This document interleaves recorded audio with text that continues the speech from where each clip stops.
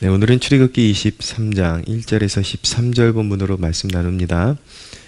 오늘 본문 하나님의 그 출애굽한 백성들이 지켜야 할 거룩한 삶의 연장선상이라고 말할 수가 있습니다. 특별히 오늘 재판, 어떤 법적인 그런 쟁투가 일어났을 때, 그리고 그런 일들에 이제 휘말려서 어떤 증언을 해야 할 때에 어떤 태도를 가지고 해야 되는지에 대한 말씀이 골자를 이루고 있습니다. 먼저 보면은 1절을 보면 너는 거짓된 풍설을 퍼뜨리지 말며 악인과 연합하여 위증하는 증인이 되지 말며 다수를 따라 악을 행하지 말며 송사의 다수를 따라 부당한 증언을 하지 말며 가난한 자의 송사라고 해서 편벽되이 두둔하지 말지니라. 편벽되이라는 것은 일방적으로 편들지 말라는 것이죠. 자, 우리가 세상의 소리에 귀를 기울이면 반드시 균형을 잃어버리게 되어 있습니다. 왜냐하면 정의관이라는 것이 하나님의 것과 세상의 것은 사뭇 다르기 때문인 것입니다. 여러분들 세상의 그런 어떤 외침, 세상의 어떤 시류 이런 것들을 잘 살펴보면 굉장히 고상한 그런 의식들을 가지고 있는 것 같습니다. 여러 곳에서 약자의 편을 들어야 한다 이런 구호를 많이 들어보셨을 거예요. 그런데 그게 과연 성경적이냐?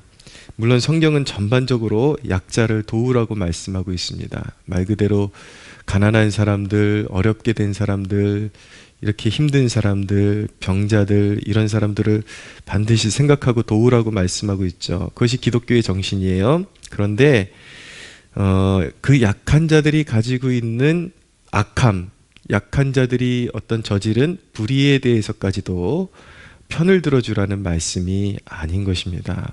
근데 오늘날 시류를 보면은 거기에는 이념적인 것이 들어가 있기 때문에 이제 약자의 편이 되어야 된다라는 그런 구호 아래에 이제 약자들이 어떤 불법을 행하고 굉장히 사회적으로도 무리한 일을 행함에도 불구하고 일방적으로 어떤 불순한 목적, 어떤 정치적인 목적 이런 것들을 가지고 일방적으로 어떤 한 부류를 딱 지정해 놓고 그 사람들이 약자니까 그 사람들을 무조건 편들어줘야 된다 그러면서 사람들을 선동하는 경우들을 보게 되는데 그것은 굉장히 하나님께서 미워하시는 일이다라는 것을 알아야 됩니다. 우리는 이 세상을 분별하고 시대의 조류를 쫓아가는 것이 아니라 하나님의 말씀을 따라서 순결하게 행동하는 것이 우리의 삶의 그런 가치 기준이기 때문에 결코 세상의 그런 것들을 따라가서는 안 되는 것입니다. 그래서 무조건 약하다고 편들어주는 것이 아니라 그 사람에게 죄가 있다면 그리고 내가 그 죄를 발견했다면 분명하게 증언을 할 수가 있어야 되는 것이고, 그리고 특별히 시류는 요즘 대세라는 표현 많이 쓰잖아요. 이게 대세야, 이게 대세야. 근데 기독교인은 그런 정신이 무조건 많은 사람들이 추종한다 그래서 따라가는 것이 아니라 그것이 정말 하나님께서 그냥 하나의 문화냐, 시대의 문화냐, 그냥 우리가 웃고 그냥 하나의 그냥 뭐 애교쯤으로 생각하고 따라갈 수 있는 문화냐, 아니면 거기에 어떤 악한 사상이 담겨 있는데 사람들을 그렇게 선동해 가는 것이냐, 이제 그런 것들을 잘 분별해서 대세라고 해서 따라가는 것이 아니라 거기에 어떤 악한 그런 시대적인 사상이 거기에 숨겨져 있다면 분별하고 결코 다수가 따라가는 길로 걸어가서는 안 되는 것입니다. 4절을 보면 내가 만일 내 원수의 길 잃은 소나 나귀를 보거든 반드시 그 사람에게로 돌릴지며 내가 만일 너를 미워하는 자의 나귀가 짐을 싣고 엎드러짐을 보거든 그것을 버려두지 말고 그것을 도와 그 짐을 부릴지니라. 자, 나에게 원수가 되는 사람들, 그리고 감정적으로 나를 이유 없이 미워하는 사람이 갑자기 그 사람의 물건에 어떤 손실이 생기는 걸 내가 눈으로 보고 있거나 어떤 공경에 처한 것들을 보고 있어요. 그러면 못 본 채 하지 말고 도우라는 것입니다. 예. 이것이 바로 선으로 악을 이기는 길인 것입니다. 저 개인적으로는 이러한 말씀을 좀 작은 것서부터 실천하려고 노력을 하는데, 가끔은 교회에 굉장히 좀 무례하게 행하는 그런 사람들이 있습니다. 근데 이렇게 지나가다 보면 비바람이, 오늘 같은 날 비바람이 불거나 특별히 막 강풍이 불 때에 그 사람들이 세워놓은 어떤 그 배너라 그러잖아요. 그 선전하는 그 간판 같은 거, 그런 게 바람에 휘날려 갖고 쓰러져 있을 때가 있어요. 그러면은 제가 큰 일은 못해도 작은 일에 순종하자 그래서 그거를 일부러 못 본 채 안 하고 이렇게 세워주고 그렇게 지나갑니다. 근데 세워주고 지나가는데 바람이 하도 세가지고 또 쓰러지고 또 쓰러지고 그러면 저도 어쩔 수가 없어요. 근데 제가 제 눈에 딱 띄었을 때는 우리한테 좀 무례한 사람들이라고 해서 그냥 지나치지 않고 반드시 그 물건을 세워주고 가려고 노력을 하는데, 우리의 삶 가운데 작은 것부터 하나님의 말씀에 실천하려고 하는 것, 나한테 좀 감정이 좋지 않은 사람이라 할지라도 어려움 당하는 걸 눈으로 보고 있으면 그런 사적인 감정에 휘둘리지 말고 돕는 것을 하나님께서 기뻐하신다. 이것이 바로 선으로 악을 이기는 길이다 라고 성경이 말씀하고 있는 것입니다. 우리가 그분의 말씀에 기꺼이 순종할 수 있는 이유는 무엇이냐면, 내가 그 사람에게 그렇게까지 호의를 베풀었음에도 불구하고 그가 나를 계속 해코지하는 그 생각을 버리지 못하면 하나님께서 반드시 그것을 갚아주시기 때문에 내가 직접 원수를 갚지 않고도 하나님께 온전히 맡겨드리고, 하나님께서는 나로 하여금 그런 어떤 불의에 몸담지 않게 하시고 나를 보호하시려고 하나님께서 정확하게 그 사람의 마음을 아시고 심판하시기 때문에 맡기라라고 말씀하고 있는 것입니다. 7절을 보면은 거짓 일을 멀리하며 무죄한 자와 의로운 자를 죽이지 말라. 나는 악인을 의롭다 하지 아니하겠노라. 우리 그리스도인들은 반드시 억울한 일을 만들면 안 됩니다. 억울한 사람을 만들어서는 안 됩니다. 잘 모르는 것은 잘 모른다고 대답해야 되는데, 많은 사람들이 어떤 원하는 것, 누군가를 의도적으로 죽이기를 원하는, 그리고 누군가를 의도적으로 매장시키기를 원하는 그런 것들에 대해서 함께 동요하고 그렇게 거짓 증언을 해서 무죄한 자와 의로운 자를 피 흘리게 만들고 억울하게 만드는 것, 이것을 하나님은 죄 없다라고 하지 않으신다라는 것입니다. 내가 증언한 것에 대해서 반드시 책임을 져야 한다라는 것, 그것이 성경의 원리라는 것을 기억해야 합니다. 8절에 보니까 너는 뇌물을 받지 말라. 뇌물은 밝은 자의 눈을 어둡게 하고 의로운 자의 말을 굽게 하느니라 라고 말씀하고 있습니다. 자, 재판을 맡은 사람, 어떤 증언을 할 사람이 뇌물을 받으면 마음이 흔들릴 수밖에 없는 것입니다. 그것은 불의한 재물이 되어서 그것 또한 하나님의 심판을 면치 못하게 되는 것입니다. 10절 이하에 보면 안식년, 그러니까 6년 동안에 밭을 일구고 7년째에는 밭을 쉬게 하는 것을 안식년이라고 합니다. 그리고 안식일에 대한 어떤 명령이 나타나고 있는데, 오늘 아침에는 항상 간략간략하게 하려고 제가 노력합니다. 여기에 안식년과 안식일 제도에 담긴 두 가지 정신이 있는데, 하나는 무엇이냐면 약자들 그리고 일꾼들을 배려하는 정신이 여기 담겨 있습니다. 6년 동안 잘 일하고 7년째 쉼으로 해서 일꾼들이 더 이렇게 푹 쉴 수 있는 그런 기간을 마련해 주는 것이고, 또 안식년 동안에 자생하는 그런 열매들이 있어요. 그런 것들은 가난한 사람들이 풍성하게 먹을 수 있도록 그것을 거두지 말라, 자기 소유가 있는 사람이 거두지 말라라고 말씀하는 것이죠. 그래서 진정으로 이런 것들이 약자를 배려하는 정신이다라는 것을 알게 해주는 것입니다.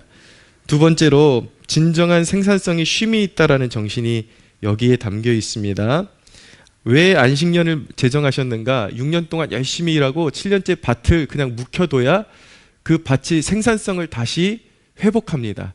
계속 이렇게 돌아가면은 밭이 이제 기름져지지를 못하고 이제 좋은 열매를 생산하지를 못해요. 그런데 7년째 잘 묵혀두면은 그 땅이 다시 그 영향력이 회복되어서 그 다음해부터 심으면 더 좋은 결실을 맺을 수 있도록 그렇게 하나님께서 제정하신 것이죠. 그러니까 우리는 무조건 열심히 인생을 달려간다 그래서 잘 될 것이라는 그 착각을 버려야 됩니다. 그래서 하나님께서 쉬라고 하실 때는 쉬어야 그 인생이 더 기름지고 더 잘 된다라는 사실을 꼭 기억해야만 하는 것입니다.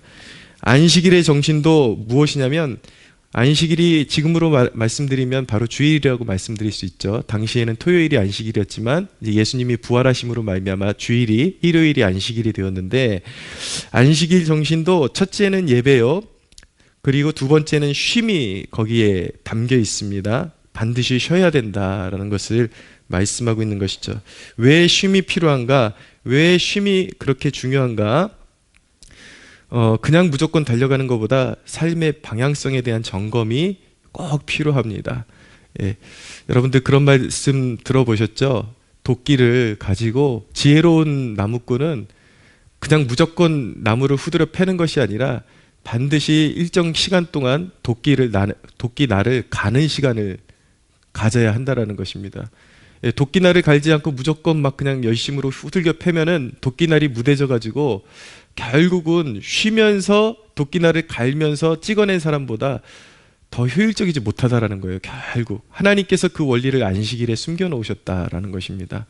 쉬라 그럴 때 쉬어야 돼요. 그러니까 주일은 철저하게 하나님 앞에 복종하고 하나님의 일을 섬기고, 그리고 나서 나머지 시간은 세상 일이나 내 일을 하는 것이 아니라 쉬어야 되는 것입니다. 쉬면서 그냥 맹목적으로 쉬는 것이 아니라 나의 인생의 방향성이 하나님의 뜻과 맞게 가고 있는지, 무엇을 버려야 하고, 그리고 앞으로 한 주간의 그 시간이 또 다가오는데 어떻게 살아야 할지 인생의 계획을 써머리 해보는 거예요. 머리로. 그러면서 하나님 안에서 뜻을 구하고 한 주간의 삶에 축복해 주실 것을 하나님 앞에 구하고 그 마음으로 그 안식일을 지내는 것이죠. 그렇게 해서 영육이 쉼을 얻고 한 주간을 달려갈 때에 훨씬 더 효율적인 삶을 살게 되고, 또 안식일을 지킨다라는 것은 하나님을 경외하는 고백이기 때문에 하나님이 그 사람의 삶에 더욱더 유익을 주시고 복을 주신다라는 것을 우리가 알아야 되는 것입니다. 여러분, 주일은 말할 것도 없고 주기적으로 주일뿐만 아니라 한 주간에도 중간중간 쉬는 습관을 들여야 됩니다. 왜냐하면 그것이 인생을 더욱더 효율적으로 만들어주기 때문인 것입니다. 주기적으로 하나님 앞에 하루 중에도 한 20분, 30분 혼자 있을 시간 1시간이라도 마련해가지고 하루의 삶을 점검하고 하나님을 묵상하고 나의 삶에 가는 방향성에 대해서 하나님께 묻고 계속 도움을 구하는 그런 이제 태도를 가짐으로 인해서 항상 하나님과 동행하는 그런 삶이, 그런 태도가 인생을 가장 효율적으로 살게 만들어준다라는 것을 기억해야 하는 것입니다. 여러분, 제가 이런 사례를 몸으로 체험한 적이 있는데 신도림인가요? 요즘은 전철을 하도 안 타가지고 이렇게 두 갈래로 갈라지는 구간이 있습니다. 인천과 수원. 근데 그 신도림쯤에서 제가 인천으로 가야 하는 그 전철을 타야 하는데 무심코 탄 것이 수원행이었어요. 막 가는데 이제 뭐 제가 뭐를 했겠죠. 스마트폰을 봤든지 이게 정신이 나가가지고 계속 갔던 거예요. 근데 뒤늦게 깨닫고 보니까 내가 잘못된 차를 탔다라는 것을 알게 되고 멀리 갔는데 돌아오는데 꽤나 고생을 했습니다. 인생도 이와 같습니다. 가장 무조건 빨리 달려가고 열심히 달려가면 인생이 잘 풀릴 것 같지만 하나님 없이 하나님의 뜻을 고려하지 않은 채 자기 열심으로 빨리 달리고 멀리 갈수록 돌아오는데 더 많은 시간이 걸린다라는 것을 알아야 됩니다. 고생길이 트이는 것이죠. 그래서 항상 주기적으로 잠시 숨을 돌리고 쉬는 시간을 가지면서 자기 인생을 점검하고 신앙을 점검하면서 나는 옳게 가고 있는지 항상 점검하고 가야 인생이 효율적이다. 하나님께서 쉼을 주시는 데는 우리의 삶을 복주시고자 하시는 놀라운 섭리가 그것에 담겨 있다라는 것을 알게 되는 것입니다.